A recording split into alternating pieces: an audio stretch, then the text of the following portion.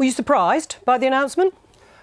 Yeah, I think like a lot of people we were surprised, but we've been calling for it. We wanted the Prime Minister to do it. She didn't have a mandate to force through this extreme Brexit.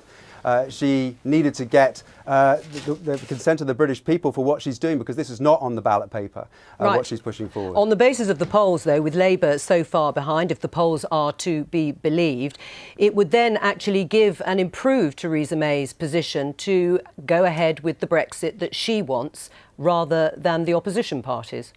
Well, if the last 2 years have taught us anything, is that things can happen very, very quickly, and there can be seismic changes very, very rapidly. And we are already polling more highly than we were at the time of the 2015 general election. Now, we would have had 25 MPs on the basis of that under a fair voting system. We want Labour, incidentally, to commit to a fair voting system so that we get real representation, true representation of the British people in Parliament. We're willing to work with other parties, and we could see a very interesting outcome, I think, in 7 weeks' time if those parties are prepared to commit to working together. But we are distinctive, we are different from Labour and the Liberal Democrats, and we're making that abundantly clear as well. But you have just one MP at the moment, Caroline Lucas, on the basis of what you've said.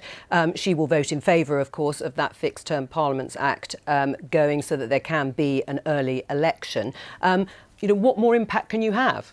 Well, we're optimistic about taking more seats, such as Bristol West, where Molly Scott-Cato is standing. And of course, Caroline Lucas has won that seat again. He won it in 2010 and in 2015. We have more seats than UKIP now, who've lost theirs. And we want a place in the leadership debates. And once people see us debating, they see the policies. We know that in general elections, our support goes up hugely when we get fair exposure in the media, across the BBC. And if we have that place in the leadership debates, we will have that proper democratic process where people can see what we stand for and vote for it. And we're optimistic about making gains.